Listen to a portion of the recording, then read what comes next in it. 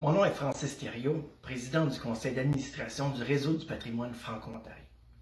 Le monde dans lequel nous vivons ne s'est pas créé tout seul. Il est le résultat de gestes, de décisions et d'attitudes des gens qui nous ont précédés.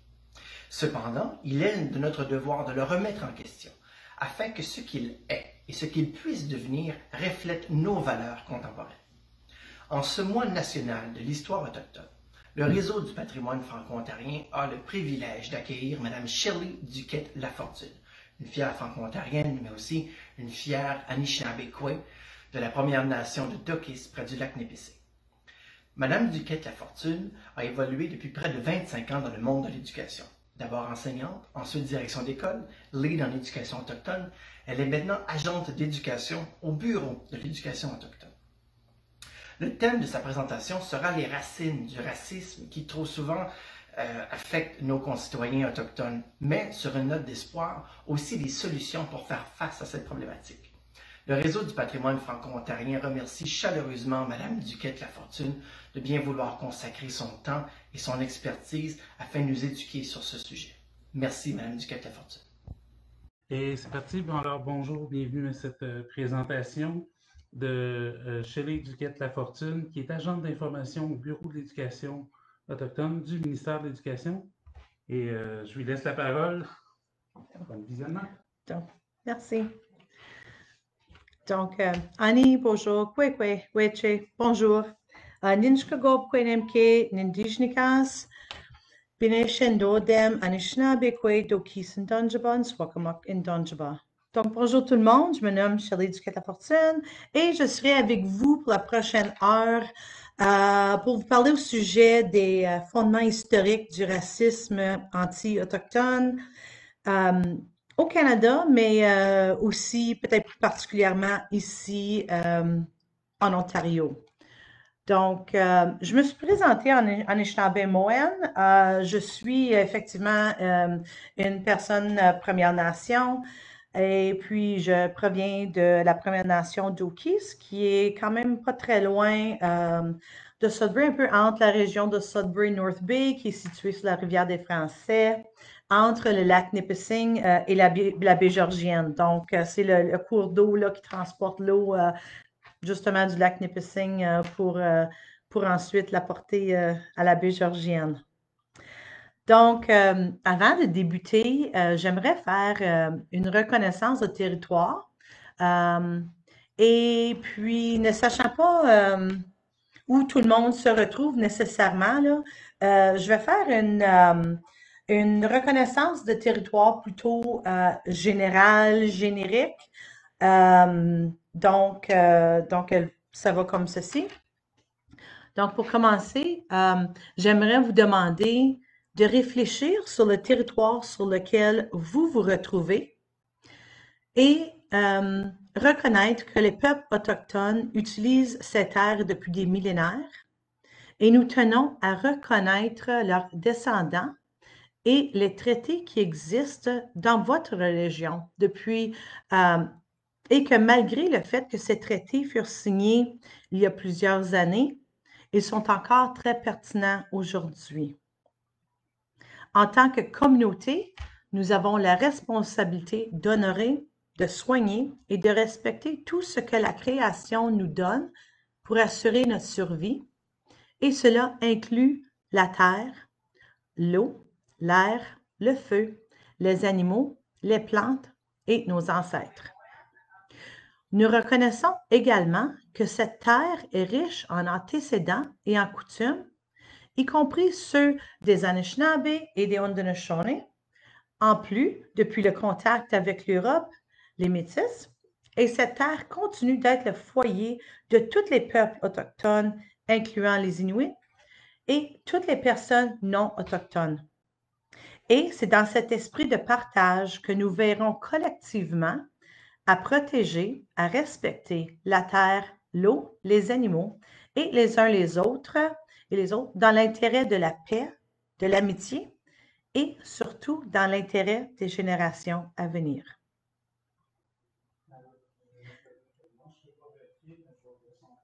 Donc, faire la reconnaissance de traité est toujours une bonne pratique, surtout lors des rencontres officielles, des réunions, et puis, donc, reconnaître le territoire autochtone d'où vous vous retrouvez à ce moment-là.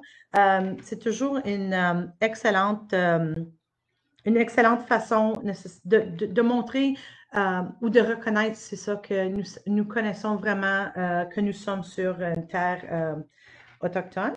Par contre, si je peux faire une recommandation, c'est certainement que la reconnaissance que vous allez faire là où vous vous retrouvez à l'intérieur de la province, que ça reflète vraiment les groupes communautaires de votre région et que même qu'elles soient faites peut-être en concert ou avec ces groupes communautaires et ces groupes autochtones. Et puis, en même temps, c'est aussi une excellente façon de tisser des liens avec vos communautés locales. Donc, j'aimerais remercier le Réseau du patrimoine franco-ontarien pour l'occasion de vous présenter mes connaissances et mon point de vue au sujet de l'histoire des peuples autochtones, quelques faits saillants et adresser les défis de racisme anti-autochtone en cette dernière journée du mois de juin. Donc, c'est quand même bien parce que le mois de juin est le mois de l'histoire des peuples autochtones. C'est le mois du solstice d'été et la fête nationale des peuples autochtones qui a lieu le 21 juin. Donc, c'est aussi intéressant justement de le faire même en cette dernière journée du mois de juin, juste pour amener matière de réflexion que, tu sais, on ne concentre pas juste sur les Autochtones pendant un mois et puis que ces personnes sont ici 12 mois par année, 365 jours par année. Donc, c'est quand même assez bien que ça soit en cette dernière journée. J'aimerais aussi remercier l'Université de Sudbury et le Centre franco-ontarien de folklore qui ont accepté que je diffuse de leur bureau en direct aujourd'hui. J'ai eu des défis techniques chez moi, donc je les remercie parce que c'est ça. En tout cas, moi, je ne pouvais pas et puis, en tout cas, ils ont été capables de m'accueillir et de m'accommoder malgré la distanciation. Dans les temps que nous vivons. Donc, merci beaucoup. Donc, avant de sauter directement dans la présentation, j'aimerais juste faire le point que je vous invite certainement à poser des questions à la fin de la présentation, mais qu'il se peut que je ne puisse répondre, que je ne puisse pas répondre à toutes vos questions, surtout si c'est des questions peut-être spécifiques à des questions ministérielles, en fait, de curriculum, des budgets, des choses comme ça. Malgré le fait, oui, que je travaille au bureau de l'éducation autochtone pour le ministère de l'Éducation autochtone, il y a quand même certaines questions que peut-être possiblement à ce moment que je ne puisse pas répondre. Et puis, j'aimerais aussi souligner encore une fois que la majorité de cette présentation, même qu'elle va peut-être être un peu technique au début et parler de qu'est-ce qui se passe au niveau du Bureau de l'éducation autochtone, c'est vraiment, ça provient vraiment de mes études, de mes apprentissages culturels, des histoires qui m'ont été partagées, et puis, c'est ça, de mes expériences personnelles et professionnelles.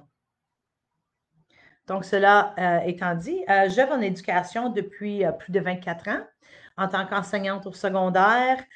J'ai enseigné histoire et English. J'ai aussi été direction d'école dans une école de la 7e à la 12e année.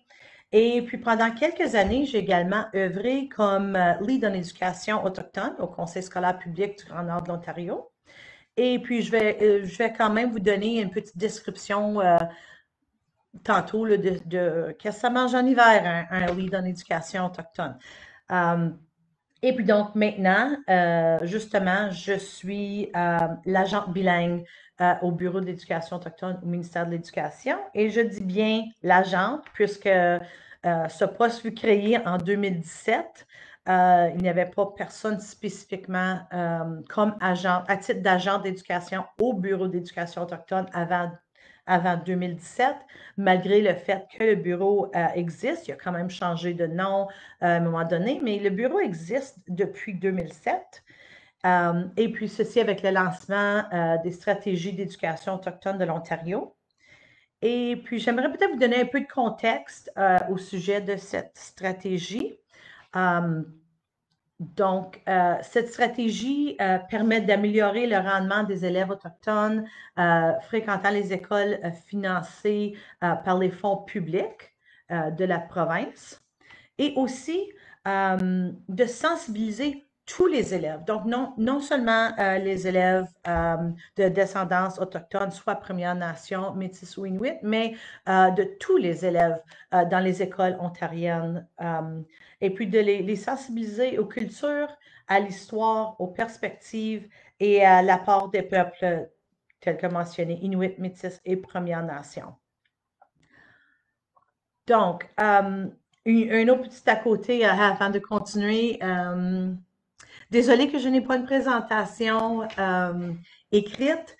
Donc, vous avez moi pendant tout le temps. Et puis, puisque c'est ça, je n'ai pas nécessairement une présentation qui a été, disons, dite approuvée officiellement par écrit pour la présentation écrite. Donc, ça va être moi qui va vous parler. Donc, j'espère que je ne vous ennuierai pas trop.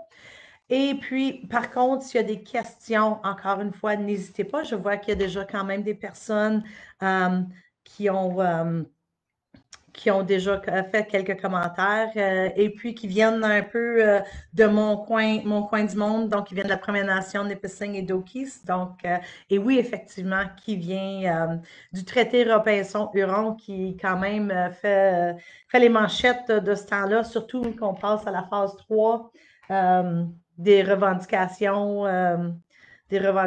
de ce traité. Donc, sans plus tarder, je vais continuer un petit peu à vous donner une brève description de qu'est-ce qui se passe au Bureau d'éducation autochtone.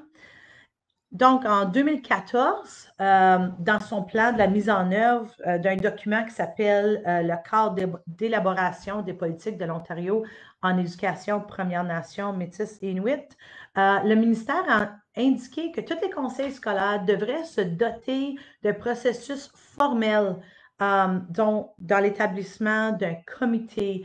Et puis à ce moment-là, on l'appelait un comité consultatif de l'éducation autochtone. Et puis, ce comité-là était composé des gens du conseil scolaire, des personnes des Premières Nations ou des communautés ou des regroupements autochtones environnantes. Et puis, chaque conseil scolaire devait se doter justement de ce comité. Depuis ce comité, maintenant, on a choisi d'enlever le côté consultatif parce qu'on veut vraiment qu'il soit participatif, qu'ils puissent vraiment partager leurs opinions et vraiment faire partie des décisions ou au moins influencer possiblement les décisions des conseils scolaires. Donc, c'est ça, ils se rencontrent au moins 2 fois par année. Et puis, c'est ça, ils font l'échange d'informations et puis ils partagent les pratiques prometteuses qui se passent. Et puis, donc, c'est une vraiment belle collaboration. Ensuite, à compter de l'automne 2016, chaque conseil scolaire de l'Ontario, donc les 72 conseils scolaires, ont reçu du financement pour un poste à temps plein qui est accordé pour faire la mise en œuvre du cadre, encore une fois, le cadre de l'élaboration des politiques de l'Ontario en éducation des Premières Nations, des Métis et des Inuits. Et puis, cette personne qu'on a appelée le lead en éducation autochtone a quand même plusieurs responsabilités en fait. Et puis, c'est d'entretenir des bonnes relations avec les communautés autochtones locales, de collaborer avec les partenaires, que ce soit des groupes métis locaux.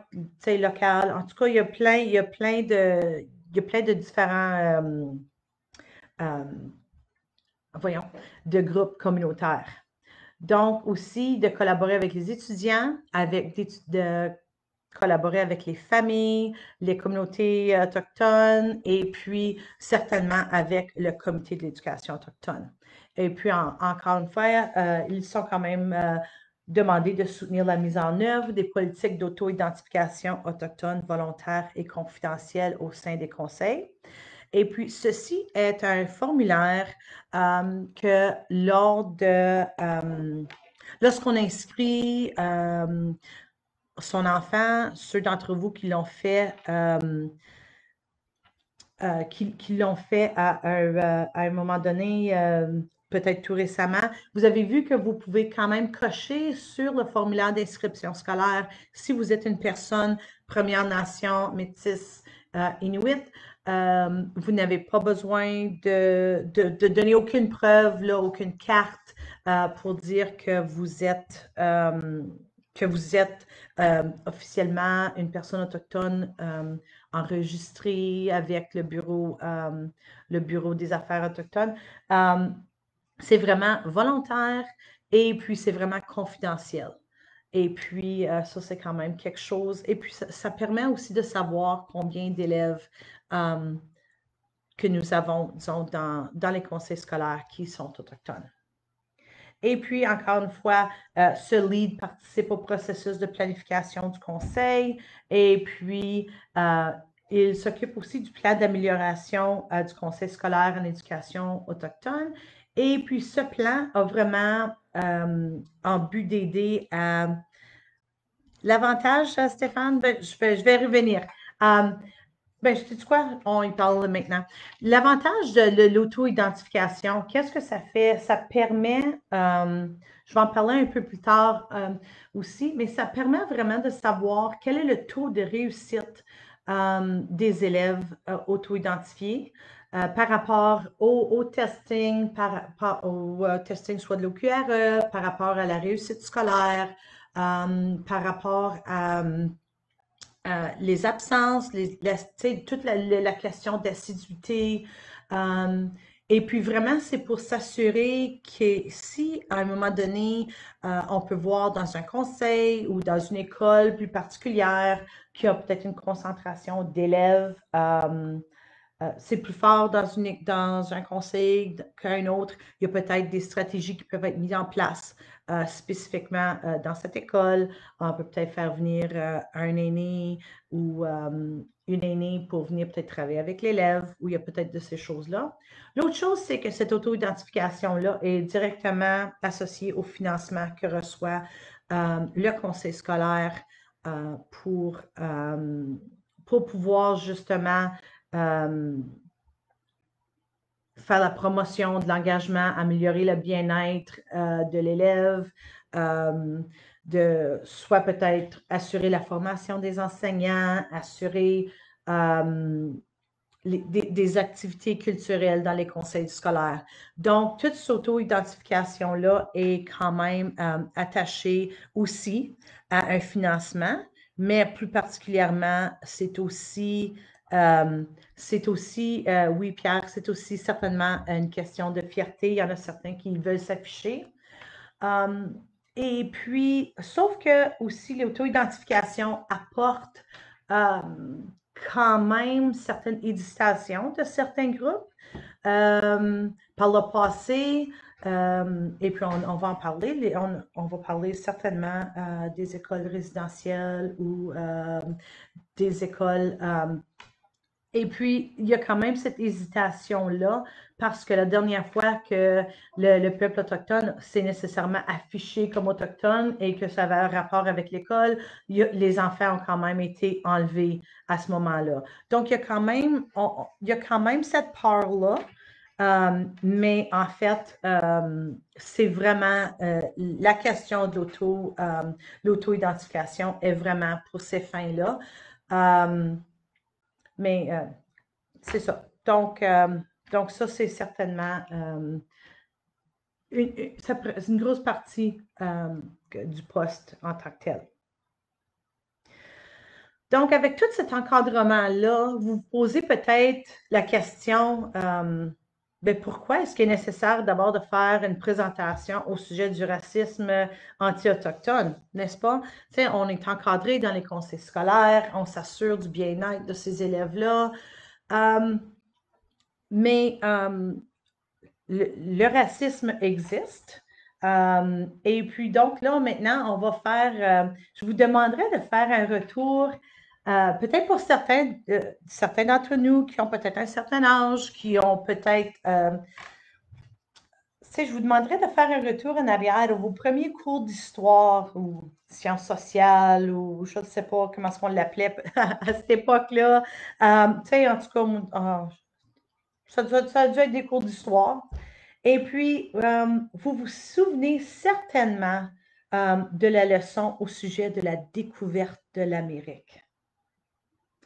Je suis certaine que presque tout le monde, suffit que je connais certaines personnes qui sont là. Si je vous demandais, si je vous posais la question, là, nommez les 3 bateaux à Christophe Colomb, qui apportait avec lui là, lorsqu'il a découvert le Nouveau Monde là, en 1592. Là. Si je vous donne quelques minutes, là, vous pouvez certainement là, au moins en nommer un. Donc, et oui, c'est la Pinta, la Nina et la Santa Maria. Moi, c'est toujours la Santa Maria que je me souviens. Donc, n'est-ce pas? Donc, je suis certaine que vous avez quand même réussi à en nommer un. De plus, vous avez appris lors de cette même leçon que Christophe Colomb avait aussi découvert les Indiens qui étaient là, qui habitaient sur les lieux. Il a découvert un peuple et un pays sauvage. Donc, ça, c'est nos leçons qu'on se souvient. Nous avons nous avançons dans le temps et nous avons découvert ensuite Jacques Cartier, qui est venu en 1534 lorsqu'il a érigé une croix au nom du roi de la France. Ensuite, vous connaissez possiblement l'histoire d'un bel échange avec le chef Donnacona et ses 2 fils.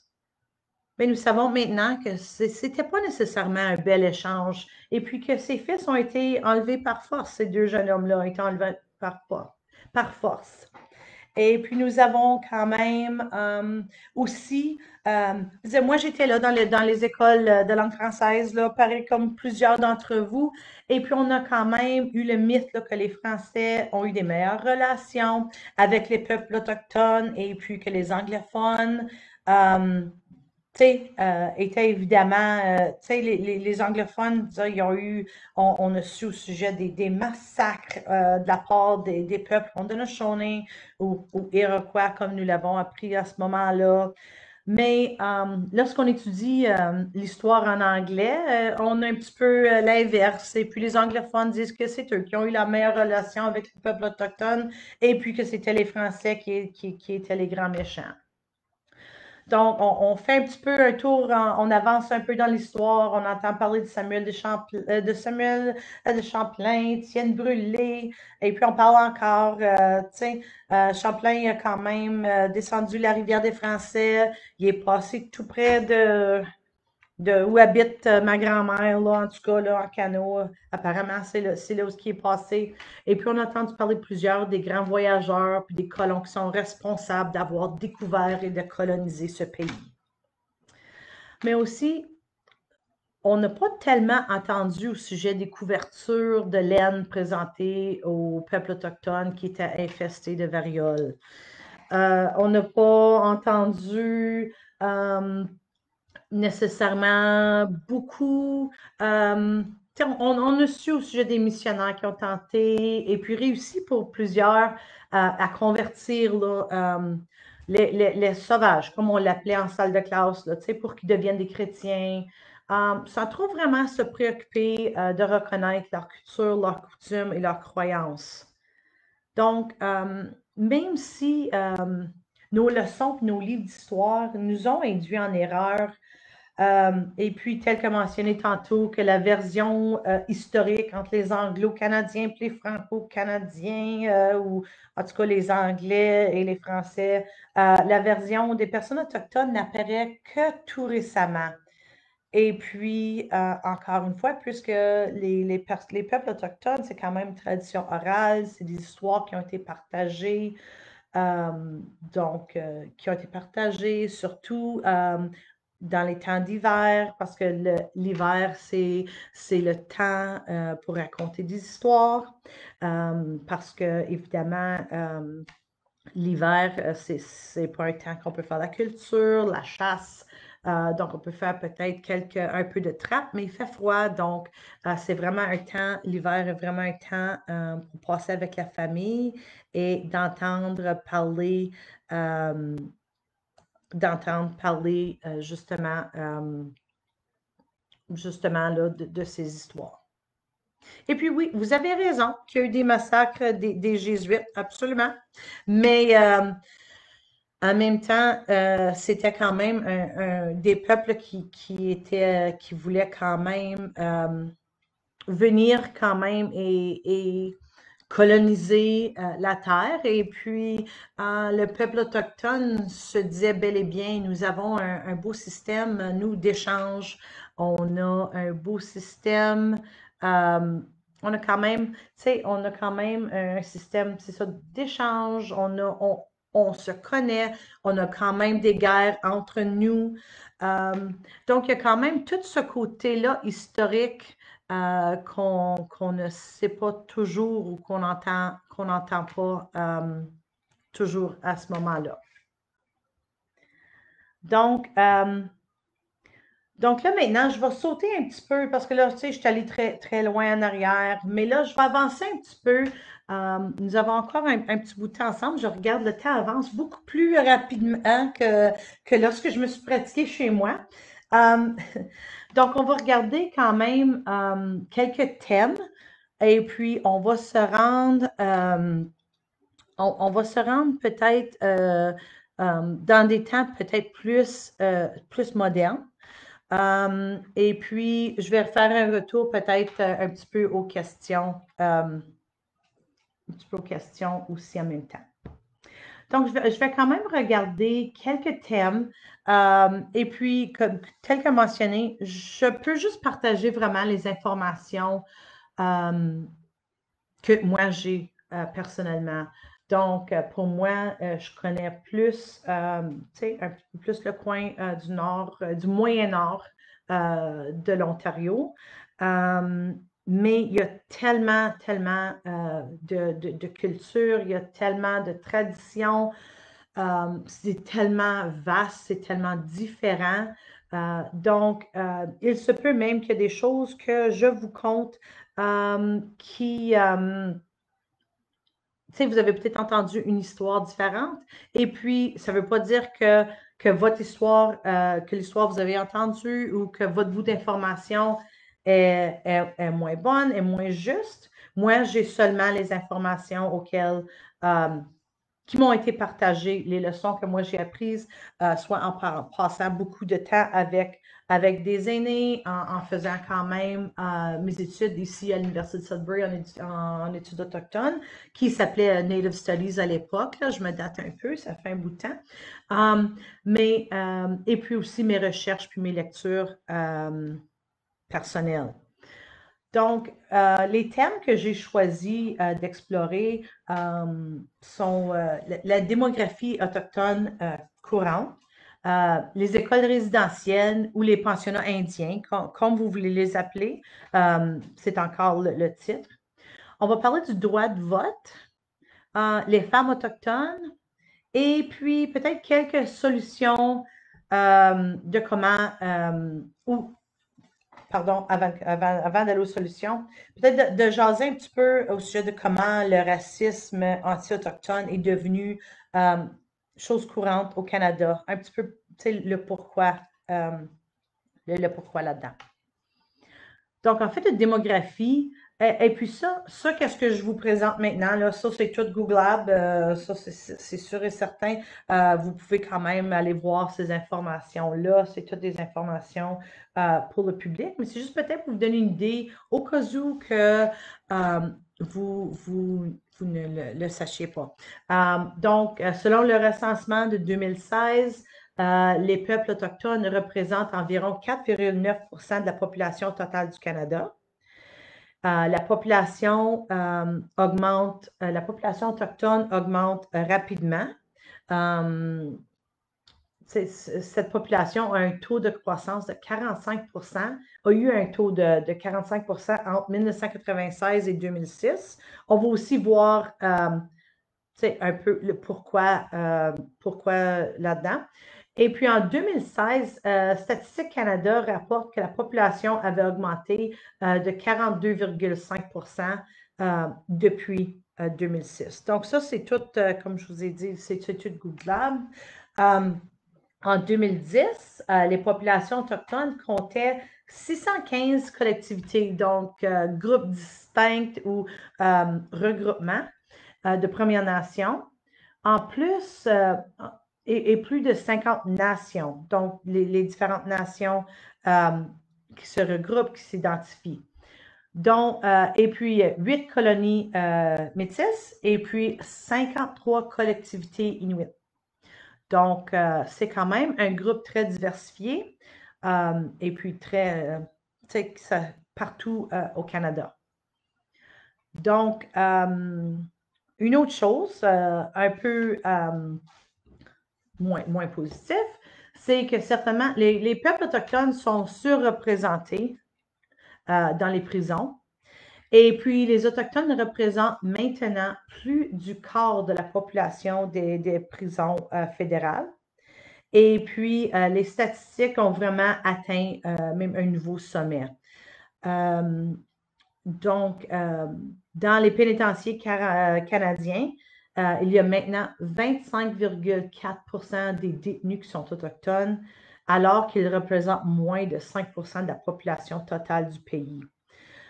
Donc, on voit quand même plusieurs histoires passées aux médias sociaux. C'est très pertinent même aujourd'hui.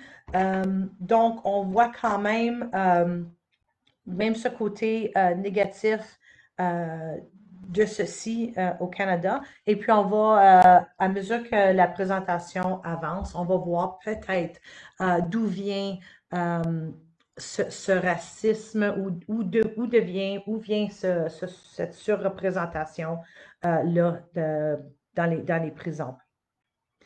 Aussi, une autre statistique, au Canada, 52,2% des enfants en famille d'accueil sont autochtones, malgré le fait que les enfants autochtones représentent seulement 7,7% de la population d'enfants dans le pays, et c'est encore selon le recensement de 2016. Donc, il y a certainement des défis systémiques, racialisés, où il y a encore peut-être une mentalité coloniale, des idées préconçues coloniales, parce que malgré les changements dont on a parlé, les changements dans les écoles, les changements dans les conseils scolaires, on voit quand même, selon les statistiques, qu'il y a quand même une surreprésentation de ces peuples dans nos systèmes. Donc, ceci nous amène à l'école en général. Et puis, quelques citations. Je vais quand même vous faire quelques citations de deux personnes dont vous connaissez. Je vais prendre une petite gorgée d'eau, pardonnez-moi. Deux personnes, dont Johnny MacDonald. Et puis, Johnny MacDonald, je vais vous faire la citation en anglais juste pour, parce que quelquefois, lors de la traduction, on peut peut-être perdre peut-être l'intention ou le ton. Donc, Johnny MacDonald a dit, lorsqu'il parlait des écoles sur les Premières Nations, « When the school is on the reserve, the child lives with its parents, who are savage, and though he may learn to read and write, his habits and training mode of thought are Indian. He is simply a savage who can read and write. It has been strongly impressed upon myself as the head of the department that Indian children should be withdrawn as much as possible from the parental influence, and the only way to do that would be to put them in central training industrial schools where they will acquire the habits and modes of thought of white men. Et cette citation a été dite en 1879. Et puis, une dernière petite citation encore de Johnny MacDonald en 1887. The great aim of our legislation has been to do away with the tribal system and assimilate the Indian people in all respects with the other inhabitants of the Dominion as speedily as they are fit to change. Donc, on voit tout de suite, ça, c'est là où est venue l'idée des écoles, des pensionnats autochtones ou des écoles résidentielles. Et puis, vous connaissez certainement aussi Duncan Campbell Scott, qui était le surintendant adjoint au département des Affaires indiens. Et puis, lui aussi, en 1920, et puis cette courte citation que vous avez possiblement déjà entendue. I want to get rid of the Indian problem. Our objective is to continue until there is not an Indian that has not been absorbed into the body politic, and there is no Indian question and no Indian department. Donc, cette citation date déjà de 100 ans cette année. Nous nous retrouvons donc en 2020. Et puis, en fait, on va voir quand même, même suite à ces citations et puis suite à quand même le but nécessairement de se débarrasser là, du problème indien. On voit que ces personnes, nous sommes encore ici et puis nous sommes quand même aussi forts, si pas plus forts, certainement à cette époque-là.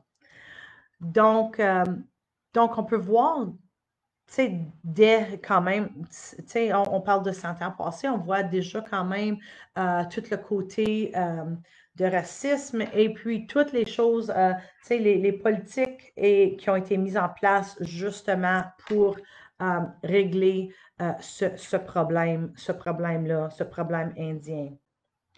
Donc, lors du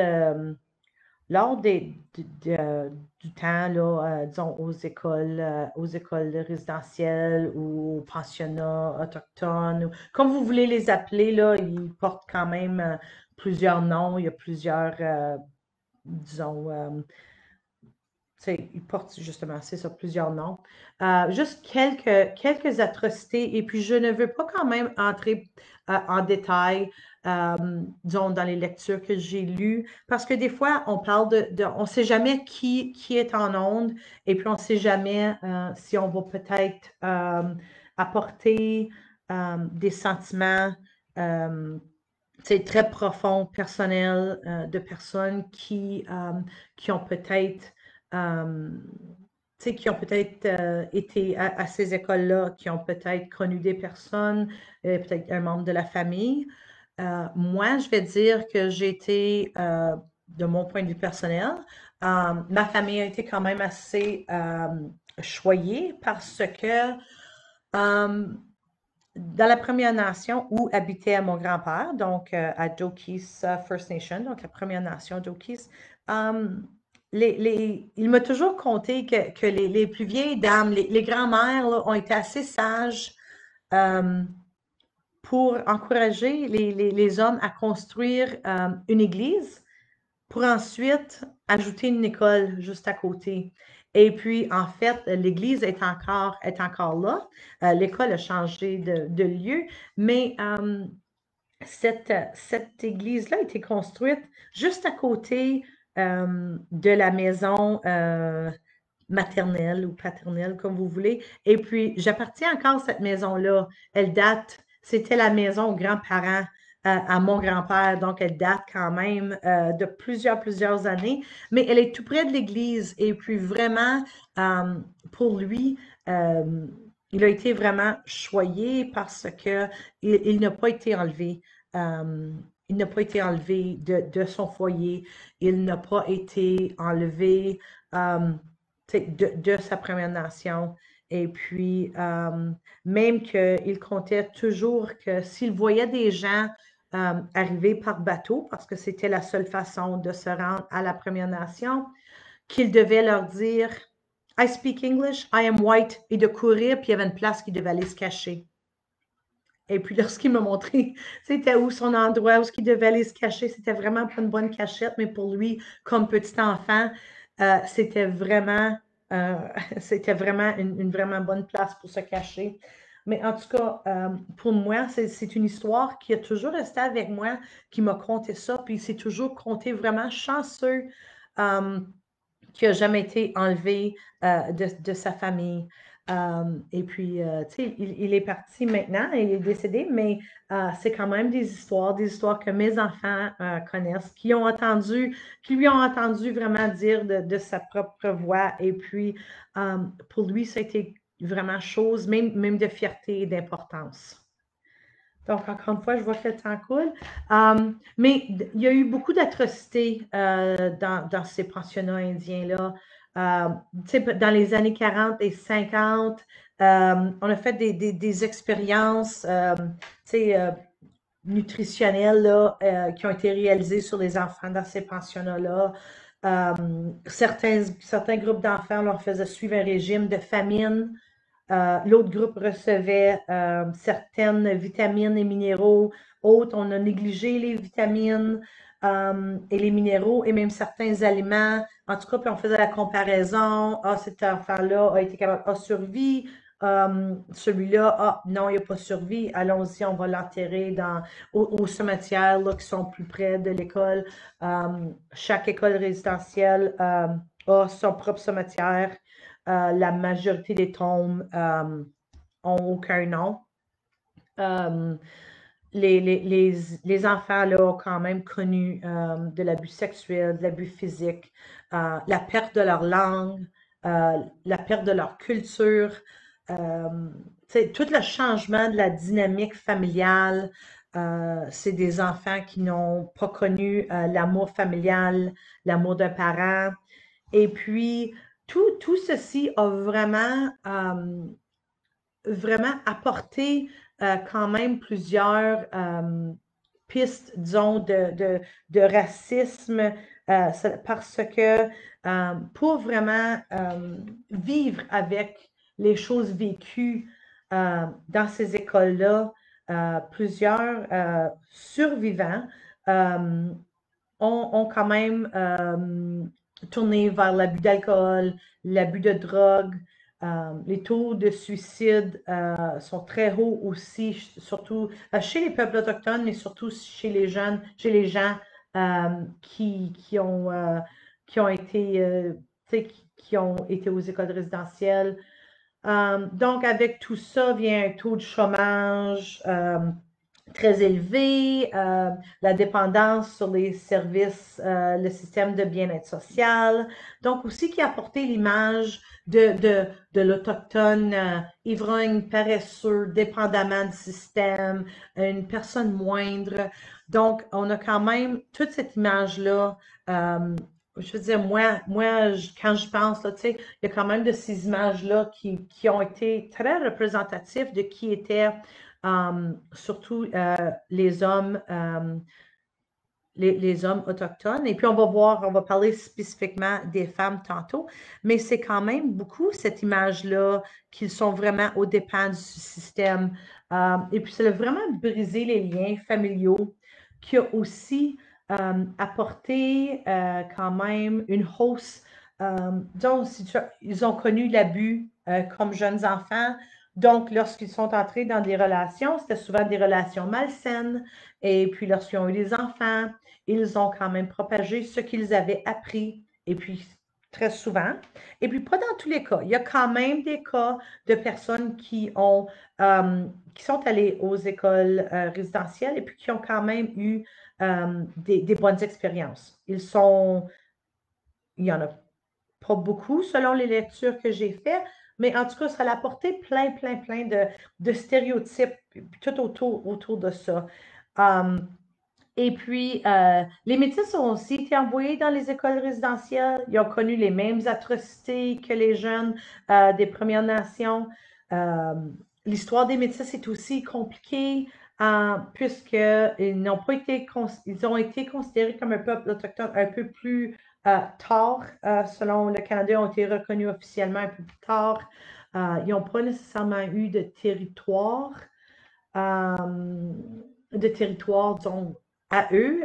Les Premières Nations, on a su vite quoi faire avec eux autres. On les a toutes mis dans des réserves ou dans des, tu sais, on leur a donné des petits endroits là, où on pouvait aller quand même les cacher. Mais le peuple métis a quand même été, ils ont leur propre culture, c'est une super belle culture, mais ils ont vraiment été pris entre le monde des Premières Nations et le monde de soit les francophones, si c'était des métis francophones, soit les anglophones, ou irlandais, écossais, dépendamment de quel peuple était de la région. Mais eux aussi, donc, même s'ils étaient peut-être francophones majoritairement de souche, lorsqu'ils sont allés dans les écoles, ils ont appris l'anglais, pareil comme les Premières Nations. Et puis aussi, les personnes, les jeunes Inuits n'ont pas été, eux autres aussi, ils ont été envoyés dans ces écoles, sauf que les écoles Inuit résidentielles Inuit ont ouvert plus tard. Ils ont la première, soit en 1959, mais ils ont tous fermé à peu près au même moment. Et puis, on pense que ça a dû être, ça fait longtemps. La dernière école résidentielle a fermé en 1996. Donc, j'étais finissante à l'université. J'étais à l'école des sciences de l'éducation, puis il y avait encore des gens qui étaient, euh, qui étaient justement encore dans des écoles résidentielles. Donc, on ne parle pas de quelque chose qui est quand même si lointain. 1996 est lorsque la dernière école est fermée. Et puis, malgré le fait qu'on a fermé ces écoles-là, il y a quand même eu la création des Indian Day School, qui étaient quand même sur les Premières Nations, qui étaient quand même des écoles où on donnait un peu de matière, mais aussi on s'assurait que les personnes savaient comment faire la couture, la cuisson, ces choses-là. Donc, il n'y a quand même pas eu nécessairement beaucoup d'apprentissage. Ma mère, qui a à peine une soixantaine d'années, est allée à une Indian Day School pendant toute sa vie. Il y a encore la rafle des années 60. Et puis, tu sais, c'est quand même des choses que je vous suggère de peut-être faire des recherches. Qu'est-ce qui s'est passé lors de la rafle des années 60? Des annonces de journaux qui sont passées ou des personnes qui étaient allées chercher des jeunes autochtones dans leur famille parce qu'ils ont décidé que les parents ne pouvaient pas s'en occuper et puis qui ont été vendus pour la grosse somme de 10 dollars. Et puis, même que dans l'annonce directe de quelques journaux, j'ai même pas besoin de savoir à votre sujet. Je suis certaine que vous êtes une bonne personne puisque vous êtes Canadien, Canadienne. Et puis, j'ai donc j'ai des petits autochtones ici à vous vendre. Donc, la rafle des années 60, c'est ça. Donc, c'est le 60s scoop en anglais. C'est peut-être un terme que vous avez entendu un peu plus. Et puis, c'est là où ce que vraiment les personnes des services sociaux allaient justement enlever les enfants de leurs parents donc, il enlevait les enfants des parents euh, et puis il allait et puis les donnait en adoption ou, comme j'ai mentionné, les vendait pour une petite somme à des familles canadiennes. Donc, ça, il y en a beaucoup qui maintenant ne font que retrouver leurs frères, leurs sœurs, leurs parents, et puis de ce temps-là dont ils ont été enlevés.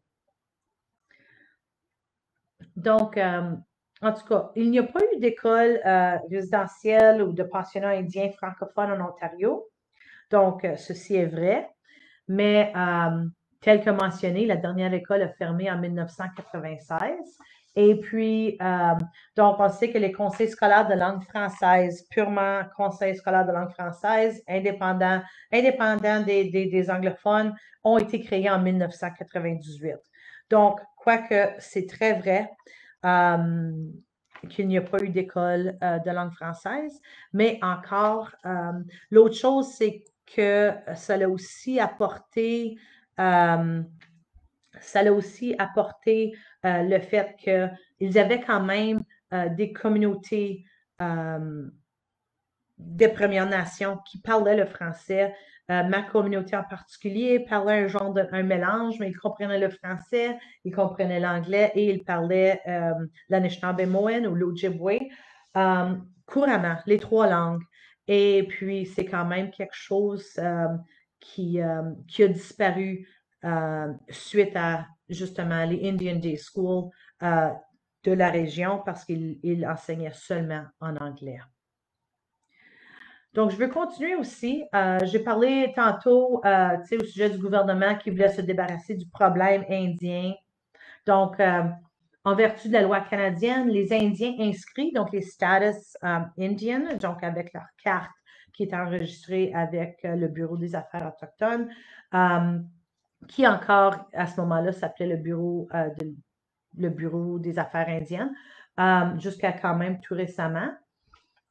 Les Indiens qui étaient inscrits, et je vais encore les appeler les Indiens parce que, retournant encore à mon grand-père, parce qu'à un moment donné, j'ai dit, tu sais, Grandpa, we now say indigenous, tu sais, we say, tu sais, on a d'autres mots, là, on dit autochtone, on dit, et puis lui a dit, écoutez, il dit, jusqu'à temps que ma petite carte d'identification autochtone dise autre chose que status Indian ou statut indien. Il dit, moi, c'est ça. On a choisi de m'appeler un Indien. J'ai ma petite carte qui le dit, qui l'indique. Donc, jusqu'à sa mort, lui a toujours dit que c'est comme ça qu'il s'identifiait. Donc, un petit à côté encore, mais je suis certaine qu'en même temps, il y a peut-être en quelque part qu'il y a d'autres personnes peut-être qui pensent la même chose. Donc, les Indiens inscrits n'étaient pas considérés comme des personnes jusqu'en 1951. Et puis, à cette date, la loi indienne a été révisée. Donc, avant 1951, l'agent indien, qui était un employé du gouvernement, pouvait décider, pouvait faire des décisions familiales, pouvait décider les va-et-vient des personnes sur les réserves, pouvait certainement aller chercher les enfants comme il semblait bon pour les envoyer aux écoles résidentielles. Il avait le contrôle de tout ce qui se passait. Et puis même qu'il donnait un billet qui disait oui, vous pouvez partir aujourd'hui le 30 juin, désolé, 2020, et puis vous devez être de retour par un certain temps. Donc, là, je vais aller très rapidement, je suis tellement désolée. Donc, on a quand même, on le sait qu'en 2012, il y a eu la commission de vérité et de réconciliation qui ont travaillé pendant plus de 7 ans à entendre des témoignages des 1000 et des 1000 de survivants des pensionnats et de leurs familles, puis ont recueilli des témoignages et puis ils ont créé un document. Et puis le document était vraiment afin de remédier les séquelles là, qui ont été laissées par ces pensionnats-là. Et puis la commission a quand même arrivé avec 94 appels à l'action. Et puis ces appels visent plusieurs domaines je vais en nommer quelques-uns, l'éducation, la protection des enfants, la langue et la culture, la santé, le système juridique, etc. Et puis, tel que mentionné, ce document a été publié en 2012 et puis il s'agit maintenant d'assurer la mise en œuvre de ces appels à l'action. Je vais aussi vous envoyer, je vais envoyer dans le chat quelques documents qui, si ça vous intéresse aussi, je vais faire ça cet après-midi. Pour le droit de vote, la loi sur les Indiens en 1876, le regroupement des lois concernant les Indiens au paragraphe 86 introduit le principe de l'émancipation obligatoire selon lequel tous les Indiens sont automatiquement émancipés lorsqu'ils reçoivent un diplôme universitaire. Donc, tu ne pouvais plus avoir un statut autochtone indien si tu avais un diplôme universitaire. Donc, on devait faire le choix. Si tu devenais un membre du clergé, si tu devenais un médecin, si tu devenais un avocat, si tu avais recours à un avocat pour un cas quelconque que tu voulais te défendre. Et puis, et c'était de même aussi pour le vote au niveau de fédéral à ce moment-là. Donc, qu'est-ce que l'émancipation faisait? C'est effectivement, si tu brisais ou tu faisais le choix de les choses dont j'ai mentionné, tu n'avais plus le droit d'être une personne Première Nation. Tu n'avais plus le droit de retourner sur tes lieux de résidence si tu vivais dans une Première Nation. Tu n'avais peut-être possiblement pas le droit de retourner visiter ta famille, tes parents, tes enfants, ta femme, dépendamment à quel moment donné, parce que l'agent indien pouvait t'empêcher de faire ceci. Donc, la loi sur les Indiens a été modifiée encore une fois en 1660. Pour la première fois, les personnes autochtones avaient le droit de voter. Donc, ils n'ont pas eu le droit avant 1960. C'est quand même, ça fait pas quand même très longtemps de ça. À cette époque-là, mon grand-père avait 27 ans. Il était un entrepreneur, il était un époux, il était un père de famille. Et puis, lorsqu'il comptait la première fois qu'il est allé voter, il avait très peur. Il avait très peur que les gens allaient connaître son choix, son vote. Il avait peur qu'il y avait peut-être des répercussions dépendamment du parti politique pour lequel il avait voté. Et puis, ça a été quand même quelque chose d'extraordinaire. C'était vraiment quelque chose. Il a vraiment dû penser longtemps là, au sujet de ça. Il n'y avait aucune restriction légale qui empêchait les Métis de voter, du moins qui respectait les conditions élémentaires comme tous les autres là, du suffrage. Les Inuits ont eu le droit de voter en 1950. Par contre, avec tous les défis de scrutin, d'être dans le nord, dans le grand nord du Canada, c'est vraiment pas avant 1962 qu'ils ont vraiment exercé ce droit de vote-là. Donc, la date est quand même dite qu'ils n'ont pas eu le droit avant 1962. Et encore aujourd'hui, considérant que c'est quand même assez récent, il y a beaucoup de personnes autochtones encore qui ne votent pas. Les taux de vote de la part des personnes autochtones sont quand même très bas, mais malgré les revendications et les permissions données à ces personnes-là. Donc, passons maintenant rapidement à toute la question de femmes. Donc, vous pouvez voir, je vous donne quand même ces exemples-là, mais vous pouvez voir comment est-ce que toute cette question de permission et puis tout ça a quand même créé tout cet esprit de moindre chez les Autochtones. Et puis donc, si tu es une personne moindre, on a tendance à peut-être de faire des actes racistes envers ces personnes-là. On peut stéréotyper envers ces personnes-là. Il y a quand même des gros stéréotypes. Donc, pour toute la question des femmes, en 2013, la GRC a ouvert une enquête sur les femmes autochtones assassinées ou portées disparues là, au Canada.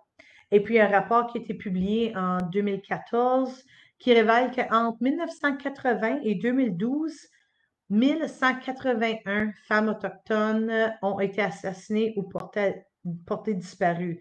Et puis ça, c'est seulement les femmes qui ont été rapportées. Donc, s'il y a quand même eu peut-être des femmes, tu sais, qui ont peut-être pas été rapportées, ça se peut certainement que ça soit plus haut.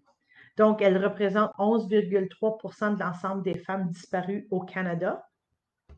Et puis, même que elle ne représente que 4% de la population féminine totale au Canada. Donc, c'est quand même un nombre extrêmement élevé. Et encore une fois, qu'est-ce qui est encore plus frappant ou flagrant est que 1017 femmes autochtones ont été assassinées au cours de cette période, et puis soit 16% du total des homicides des femmes dans tout le Canada. Donc, tenant compte qu'ils sont seulement 4% de la population. Donc, en 2014, les femmes autochtones étaient 3 fois plus susceptibles d'être déclarées, d'avoir été victimes de violences conjugales que les femmes non autochtones. Et puis ça, on a parlé tantôt un petit peu lorsqu'on a parlé des pensionnats indiens et puis tout ce qui a été appris lors de dans ces écoles-là, et puis aussi le taux de chômage, l'abus des drogues, l'abus d'alcool, tout ce qui a quand même descendu là, quand même qui a été le résultat justement de ces écoles-là. Donc, les femmes Premières Nations, Métis, Inuit, collectivement, les femmes autochtones font face de nos jours à de nombreux problèmes socio-économiques en raison des effets de la colonisation. Lorsque les Européens sont arrivés, ils ont imposé leur système gouvernemental et leurs lois sociales qui étaient et qui sont encore contrôlées majoritairement par les hommes. Ou aussi connus, donc c'était patriarcal. Et puis, contrairement aux sociétés autochtones qui étaient très matriarcales, ceci était évident lors des créations des traités et toute l'histoire du chef autochtone, où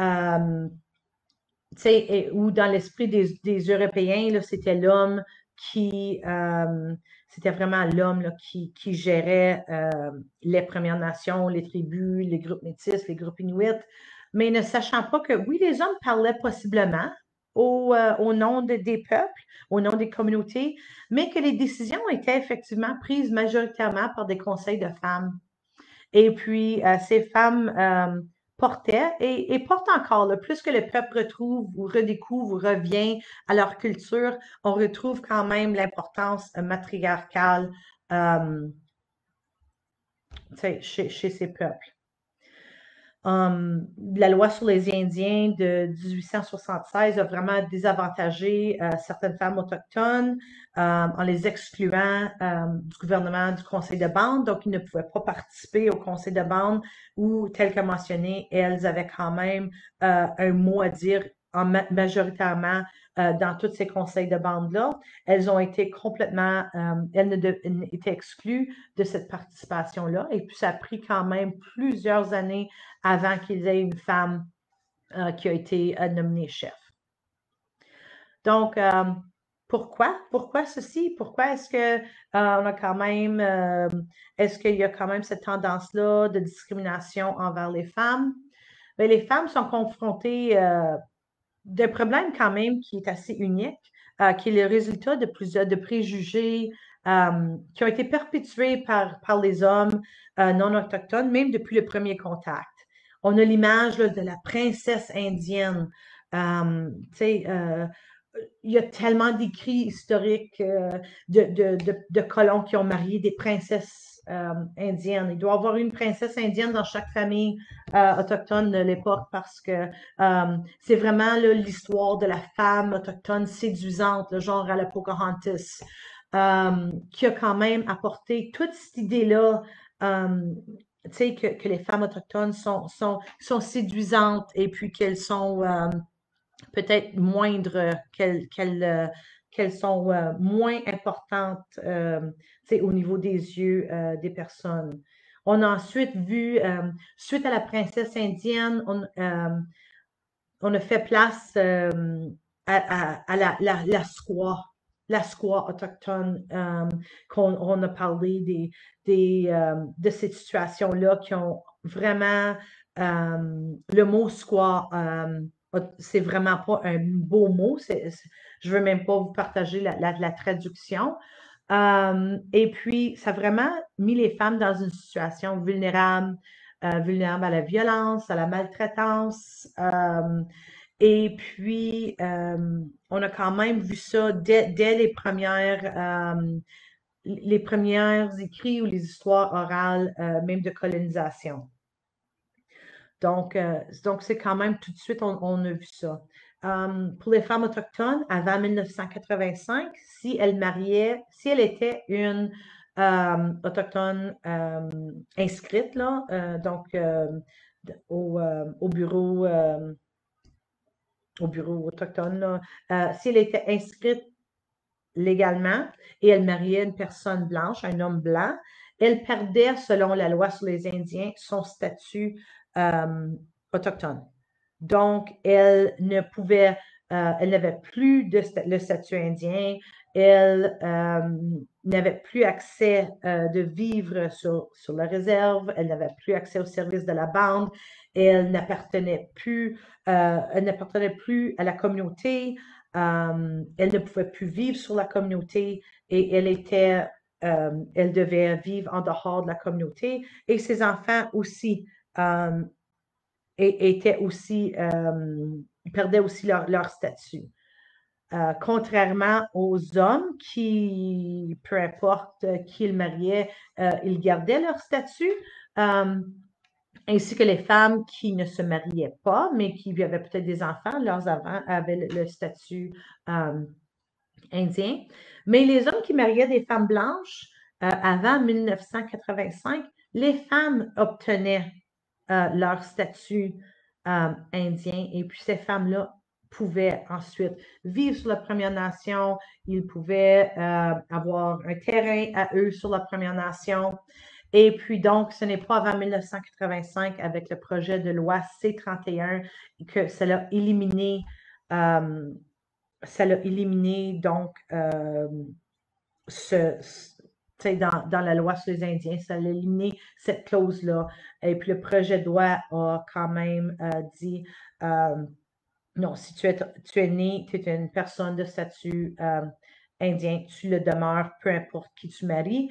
Par contre, il y a quand même eu d'autres règlements par rapport aux enfants. Donc, si les enfants mariaient quand même quelqu'un qui n'avait pas de statut, etc., donc il y avait quand même la descendance, c'était terminé à un moment donné. Donc, en 2017, le Parlement a adopté le projet de loi S3. Et puis ça, c'est une loi visant à éliminer les inégalités basées sur le sexe d'une personne dans l'inscription des Indiens. C'est quand même un projet de loi qui est quand même très jeune. Donc, il y a quand même certains règlements qui ressortent encore de ce projet de loi-là, parce que les projets de loi étaient quand même très discriminatoires envers les femmes. Et puis, justement, donc, il y a eu des revendications. Et puis, comme je vous ai mentionné, il y avait eu un accroissement. Tu sais, les peuples autochtones, il y avait eu quand même un saut dans les gens qui étaient autochtones. Et puis, c'est justement suite au projet de loi C-31 qui a quand même des gens qui ont eu leur statut indien à nouveau. Donc, sachant tout ce qui a été mentionné, nous n'avons qu'effleuré vraiment la surface. On a juste touché à quelques thèmes, quelques sujets. Donc, comment s'y prendre peut-être pour remédier certains problèmes? Moi, j'ai quelques suggestions personnelles. D'avoir une communication ouverte et franche, d'aller peut-être apprendre au sujet des Premières Nations ou des groupes locaux, des Indian Friendship Center dans votre coin, des groupes métis, qui sont probablement, qui se retrouvent autour de vous. Il y en a, il y a quand même il y a quand même des groupes plus provinciaux, mais il y a quand même des groupes locaux aussi, peut-être autour de vous. Donc, il s'agit peut-être de faire une recherche et de peut-être, d'engendrer une communication. Ce serait important d'éviter l'appropriation culturelle, éviter de porter une coiffe autochtone. La coiffe, ici en Ontario, c'est quand même pas quelque chose qui est populaire, qui est même culturel. La coiffe, c'est beaucoup dans l'Ouest canadien. C'est pas quelque chose qui est culturellement même approprié ici, comme je mentionné, dans le Moyen-Nord. D'essayer d'apprécier quand même l'art autochtone, mais de peut-être pas se l'approprier ou de, dans nos écoles ou de cette façon-là. Et puis même juste de reconnaître ou d'être reconnaissant que ces groupes-là existent, en fait, au Canada, partout. Et puis que même si et d'éviter les stéréotypes parce que je vais vous dire, moi, j'ai quand même eu ça assez facile en vieillissant. Les personnes me regardaient et puis j'ai quand même pas nécessairement les traits typiques autochtones. Mon père est francophone. Donc, j'ai souvent passé sous le radar. Et puis, je peux pas dire la même chose pour certaines de mes petites cousines. Tu sais qu'en vieillissant, on a même eu des genres de commentaires.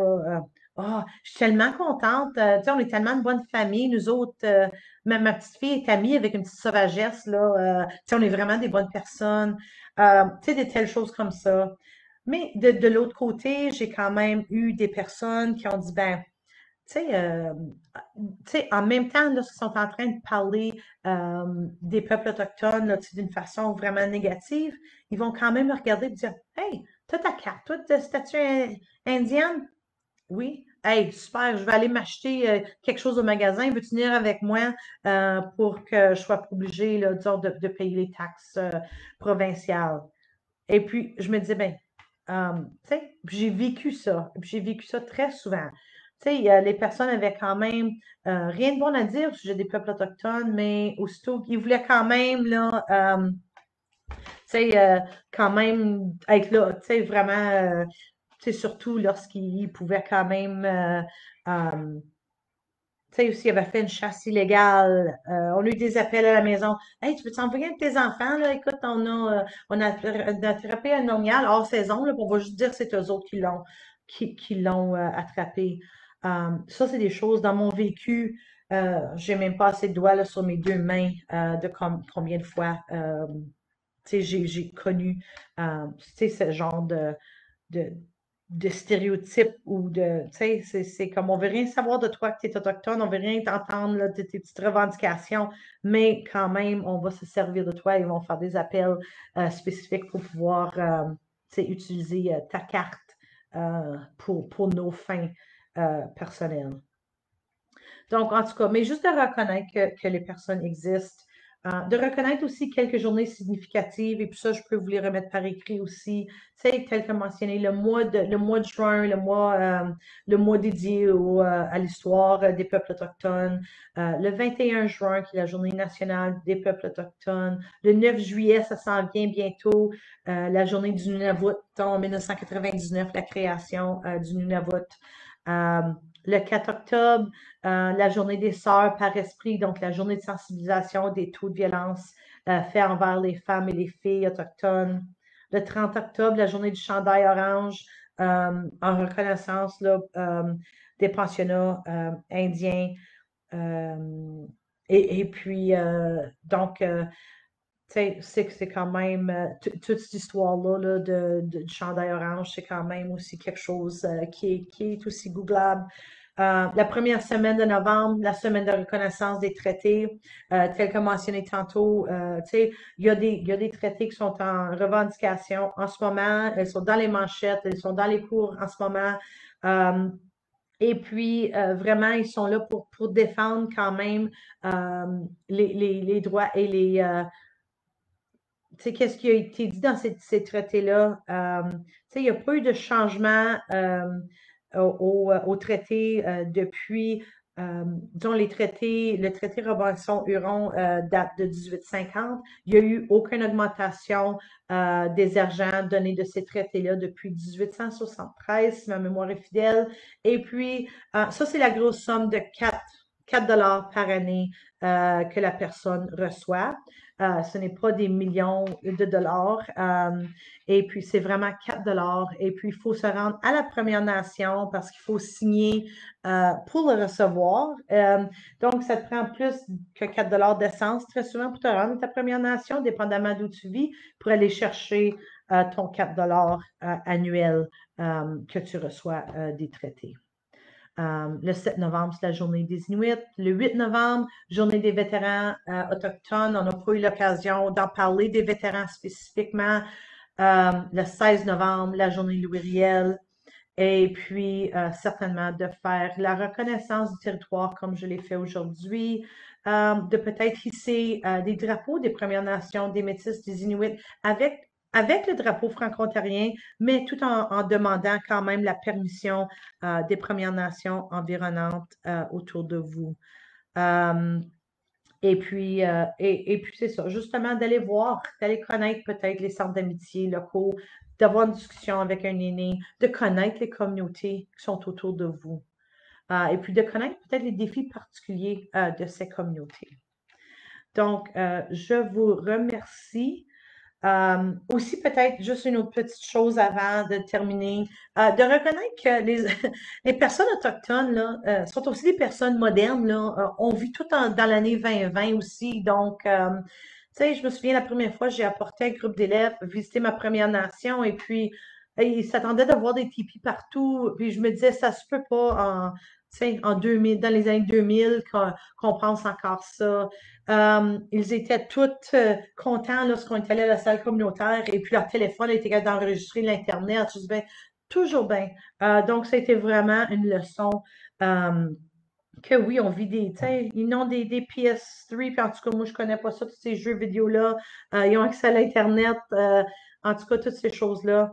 Euh, mais c'est juste qu'ils ont peut-être des pratiques culturelles différentes. Et c'est tout. Je vous encourage d'assister à un powwow. Malheureusement, cette année, les powwows ont quand même été annulés, mais c'est quand même un peuple qui est accueillant. Ils veulent partager leurs coutumes, leur culture, leur nourriture. Donc, je vous encourage, si vous pouvez, certainement le faire. Donc, miigwech, merci. Et puis, je vais aller voir certainement les questions et je vais tenter de répondre. Et c'est possible que je ne puisse pas répondre, soit que je ne peux pas parler au nom des personnes qui sont là, ou il se peut, c'est juste que je ne connais pas nécessairement euh, toutes, euh, toutes les réponses. Donc, si je retourne,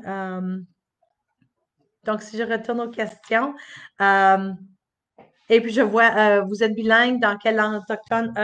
Je parle que un tout petit peu de la langue Anishinaabe-Moen ou Ojibwe. J'ai pris quelques cours universitaires. Quelques mots ont fait partie de mon vocabulaire courant, même depuis que je suis jeune. C'est quand même un projet d'avenir, justement.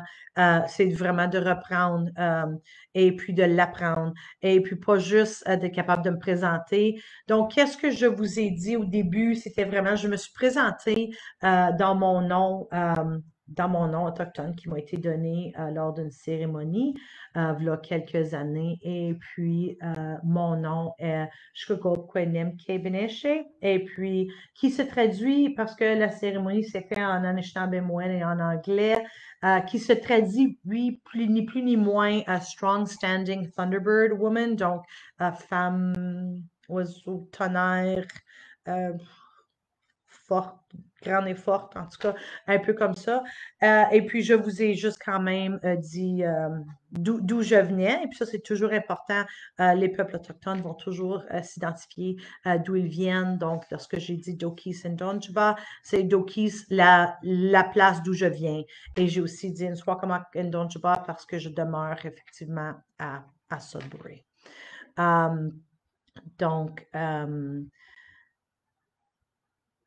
Donc, je regarde ici et puis je sais que le temps coule. Et puis oui, c'est certainement l'histoire. Il y a quand même des changements qui ont été effectués. Tu sais, il y a certains curriculums qui ont quand même changé pour justement inclure plus d'histoire des peuples autochtones. Est-ce qu'on devrait continuer? Certainement.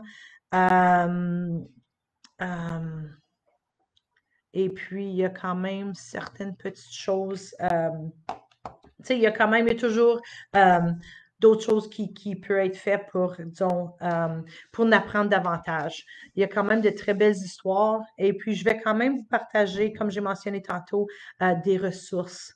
Et puis je vais l'ajouter au chat. Aussitôt que j'arrive chez moi, je vais pouvoir vous partager certaines choses en français et puis certaines vidéos. J'ai vu aussi qu'Ariane, ma collègue au ministère de l'Éducation, vous a fait un beau partage. Merci Ariane Miigwech de plusieurs livres à découvrir. Donc je vous encourage certainement d'aller voir ces livres-là. Si j'ai quelques conseils ou recommandations, oui, c'est ça. Je vais vous faire des recommandations. À l'Université Laurentienne, oui. Oui, les auteurs. Il y a eu, c'est ça. Pour ça, c'est pour les auteurs autochtones, c'est en français ou en anglais. Nous avons un budget plus important pour les collections autochtones. Donc, oui, c'est vrai, il y a quand même des argents qui sont donnés spécifiquement justement pour ça, aux universités, aux écoles secondaires, aux écoles élémentaires, tu sais, aux conseils scolaires, les 72 conseils scolaires pour justement encourager les auteurs autochtones. Et puis oui, j'aime beaucoup ta question, Steph. Tu sais, tu as fait référence au Black Lives Matter et puis le vandalisme des statues.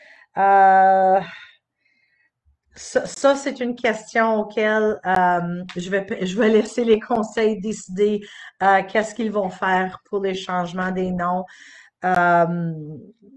C'est certainement une question très pointue. On le voit beaucoup certainement aux États-Unis maintenant.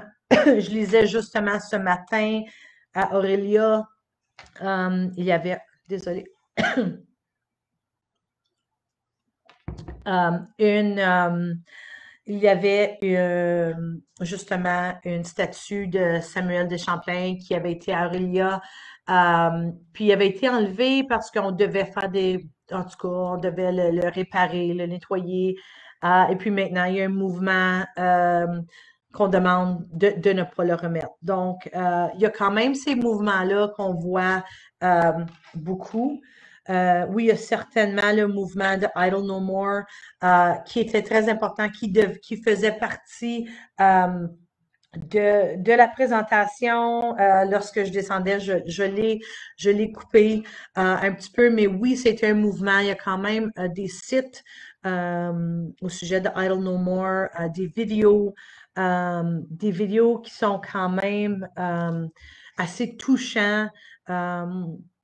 Si vous allez voir sur le site de Idle No More, d'un groupe quand même de jeunes Inuits qui ont parti à pied dans le Grand Nord, qui ont fait le trajet à pied, qui se sont rendus à Ottawa, en montrant leur solidarité. Le mouvement Idle No More a été débuté par un groupe de femmes, puis ils ont quand même fait ils ont fait avancer des choses quand même très important. C'était quand même touchant lorsque ce groupe de jeunes-là qui étaient arrivés là, au ralliement de Idle No More, et puis ils étaient épuisés. Ils avaient été là à la marche depuis plusieurs semaines pour se rendre, et puis c'était tellement touchant l'accueil qu'ils ont eu des personnes qui étaient là, qui manifestaient. Oui, justement, la princesse indienne, c'est ça, qui a été... je vous suggère, il y a quand même un livre en anglais qui s'appelle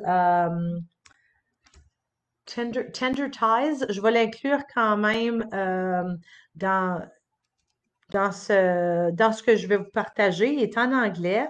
Ah oui, et puis certainement, Ariane vient de partager Relations autochtones. Vous voyez la photo de mon petit frère qui est là, qui a parlé lors de cette présentation. Mais comme j'avais mentionné au sujet de l'attachement des femmes indiennes, des princesses indiennes, puis des hommes blancs, et puis c'est ça, Many Tender Ties. Et puis je vais quand même l'inclure. Et puis c'est justement, c'est plein d'histoires au sujet des hommes qui ont quitté leurs femmes, leurs enfants pour retourner en France. Et puis, ces femmes-là ne pouvaient plus nécessairement retourner dans leur peuple, donc elles ont vécu en pauvreté ou elles ont été partagées avec un ami. Tiens, voici ma femme, voici mes enfants. Moi, je dois quitter parce que j'ai une femme et un enfant qui m'attend en France, en Angleterre, en Espagne, en tout cas, là. Et puis, justement, il y a quand même eu tout ça. Elle a soit dû vivre en pauvreté ou elle a été partagée, vendue, tout ça. Pour le rapport du financement pour les conseils, oui. Oui, absolument. Le financement est encore en vigueur. C'est un financement annuel. Et puis,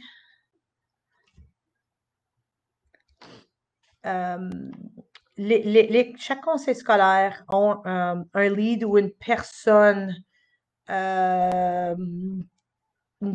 qui est là, qui représente. C'est très vrai qu'il y en a qui sont pas uniquement dans le dossier. Ces personnes-là doivent demander une exemption, elle doit être approuvée, ils doivent donner leur raisonnement pour ceci. Mais vous avez absolument raison, Christine. Mais oui, le financement est sorti juste la semaine dernière, et puis ça se poursuit et les rapports se poursuivent aussi. Donc, merci du beau partage, Ariane, encore une fois, et d'excellentes ressources. Donc, ça se peut que ça soit dédoublé. Donc, j'essaie de voir vos questions.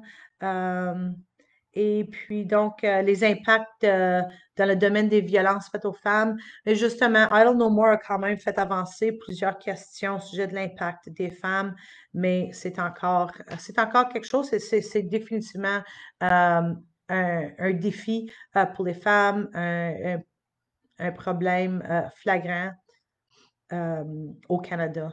Merci, Steph, d'avoir partagé. C'est excellent, votre célébration virtuelle. C'était fantastique. C'est une très belle collaboration. Bravo et merci du partage.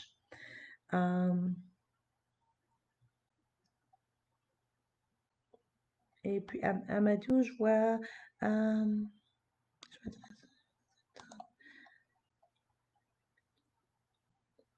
Et puis, oui, merci pour ce commentaire, Amadou.